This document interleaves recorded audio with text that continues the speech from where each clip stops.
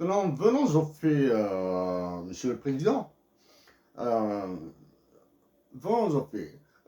Nous nous sommes vaccinés contre la télévision. Nous préférons plutôt lire des livres. Euh, les livres, documentation et quelques simulations, quelques simulations. Quelques simulations. Donc, mais dans la tempête, dans le verre d'eau que vous avez créé avec l'Algérie, nous sommes sentis obligés d'écouter au moins un débat français. Débat français, bien sûr, et nous avons ciblé. Nous avons ciblé un débat dans lequel il devait avoir Benjamin Stora. Et nous avons été bien servi dans ce domaine-là, donc nous l'avons écouté. Nous l'avons, nous l'avons écouté, probablement pas l'intégralité, bien sûr. Et nous avons écouté aussi une partie d'un débat auquel avaient participé M. Pascal Boniface, M. Hasni Abidi et M. Abdrahim. Nous excusons d'oublier pour le nom, nous l'avons oublié. Donc, ce sont des professeurs d'université ou des chercheurs. Concernant le débat dans lequel a intervenu Benjamin Stora, nous le répétons, c'est votre allège-bot, c'est votre serviteur qui veut terminer sa vie dans les sphères politiques, dans les sphères de décision de l'État français, et avec probablement un souhait de figurer dans les livres de l'histoire de la politique française et de sa politique étrangère en particulier. Donc, nous sommes partiellement d'accord avec lui sur un point. Nous avons affirmé bien avant Benjamin Stora qu'il n'y a pas de rente mémorielle concernant l'histoire de la révolution algérienne. Il n'y a pas de rente mémorielle du côté algérien. La rente mémorielle est plutôt du côté français. Ce sont les Français, particulièrement ceux qui prétendent à des mandats électifs, qui l'agitent à chaque fois parce qu'elle est source d'un dividende électoral. Donc, en pensant à un dividende électoral, nous pensons dans notre esprit, il y a aussi un dividende démographique. Parce que nous allons parler dans quelques instants de la démographie. Donc, c'est du côté français qu'il y a une rente, mais du côté algérien, il y a un gaspillage d'une richesse. Mais nous le répétons, que la révolution algérienne relève du patrimoine public universel.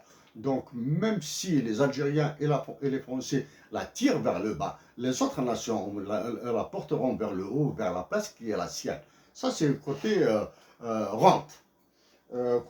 Donc, côté algérien, il n'y a pas de rente. Il y a un gaspillage d'une richesse. Côté français, il y a une rente. Aucun, nous pouvons parier sur les 5 prochaines élections présidentielles françaises, il y aura toujours la question de l'Algérie au milieu. C'est une question qui honte. Maintenant, la création de l'État algérien. Sur cet aspect, nous avons été entièrement satisfaits. Entièrement satisfaits sur l'existence de l'État algérien. C'est-à-dire, beaucoup de raccourcis faits par des universitaires, beaucoup de simplifications, et ce sont des professeurs d'université, des universitaires qui en ont abusé le plus. Ce qui montre la différence d'analyse académique universitaire en France et dans les pays anglo-saxons. Nous nous expliquons. L'État algérien, en tant qu'administration, ne pouvait exister parce qu'il était colonisé. Il était colonisé avec une colonisation d'extermination. Voilà. Il y avait une administration française en Algérie. Dans l'administration française en Algérie, il y avait des Algériens. Et maintenant, ça c'est côté, on va dire, l'aspect légèrement westphalien de l'État. Westphalien de l'État. Donc pour le reste, nous préférons, c'est en français, nous préférons vous faire écouter notre compatriote Lounas Matoub, dont une portion de la France porte son nom, qui nous donne une explication, qui nous donne quelque chose. Probablement que vous n'allez pas entendre le son.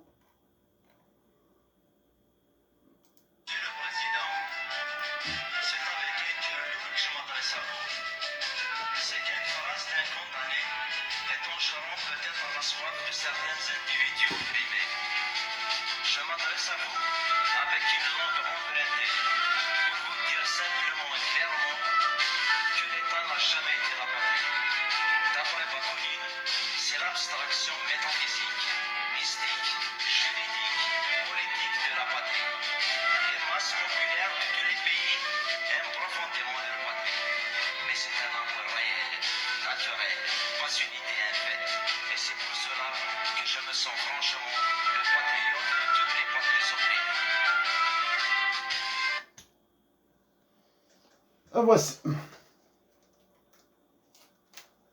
Donc, d'après Bakounine, repris par Lounas Matoub, d'après Bakounine, repris par Lounas Matoub, l'État est une mystification. C'est une mystification. La preuve que l'État est une mystification, depuis récemment, maintenant commençons par les événements récents, depuis 2011, 2012 dans notre cas, que nous avons travaillé, que nous nous intéressons sérieusement à la situation de l'Algérie, aux relations internationales de l'Algérie avec les autres pays, oui, les Algériens ont traversé des moments difficiles, extrêmement difficiles. Il y a eu des récessions de l'ordre de 20%. Et même avec une telle récession, les Algériens sont restés debout. Pourquoi nous disons les Algériens sont restés debout? C'est pour vous montrer que même si l'État a conduit à une faillite de la gestion du pays, les Algériens ont maintenu l'État debout. Donc la somme des efforts des Algériens, des efforts positifs bien sûr, et la somme des efforts négatifs d'autres, etc., est plutôt favorable aux résultats positifs.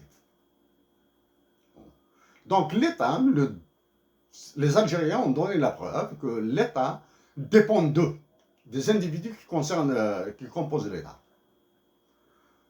Donc voici pour l'État. Continuons un petit peu sur l'État. Continuons un petit peu sur l'État. Durant la guerre de libération nationale, des centres administratifs et des mairies ont été créés en Algérie. Des départements, des arrondissements ont été créés en Algérie. Nous espérons, Monsieur le Président, Monsieur Emmanuel Macron, que le temps vous permettra, vous offrira l'opportunité de visiter notre village, Boujlil, en Algérie, en Kabylie, dans la vallée de la Soumam, dans la région d'Akbou.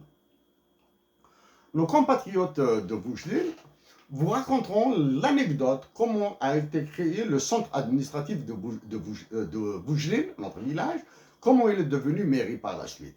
Comment il est devenu... il est né à travers une anecdote. Beaucoup, du moins beaucoup, non. Nous détestons les adverbes qualitatifs, là, parce qu'ils relèvent de la logique floue. Des événements historiques sont nés à partir d'anecdotes. Une anecdote parmi tant d'autres.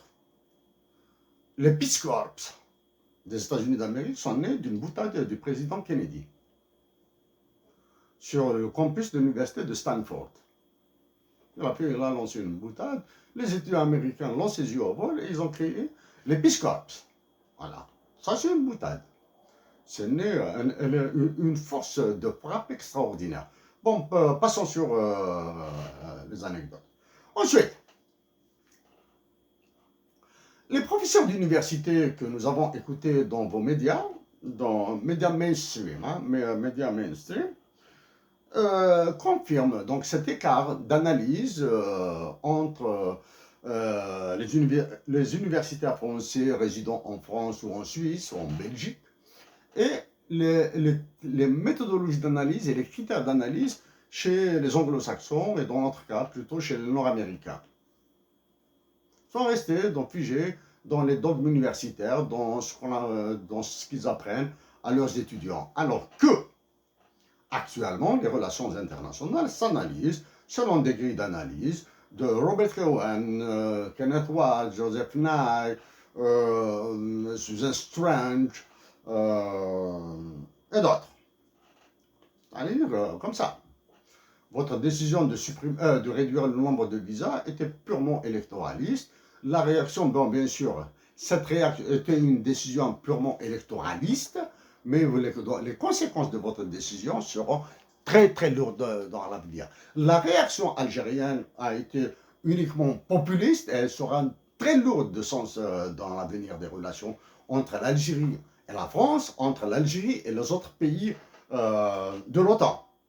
Les autres pays de l'OTAN. Nous vous signalons que si l'espace aérien est interdit à l'aviation française, à l'aviation militaire française, l'espace aérien demeure ouvert aux forces américaines, aux forces de l'Africain. Aux forces de l'Africain. Donc voilà. Ceci étant dit, nous, objectivement et de manière sèche, froide, nous posons la question. Si les Français avaient, si les États-Unis d'Amérique avaient imposé une restriction de visa pour les Algériens, est-ce que les Algériens, est-ce que l'Algérie aurait réagi de la même manière? Aurait réagi de la même manière? Ça, c'est une question. Comme vous dites en français, question ouverte au débat. Ça, c'est une question, on va dire, élémentaire. Une question élémentaire. L'autre aspect maintenant l'autre aspect de cette crise dans un verre d'eau que vous avez créé, que l'État algérien et l'État français, les États officiels, hein, ont créé dans ce verre, une tempête créée dans un verre d'eau, hein, montre à quel point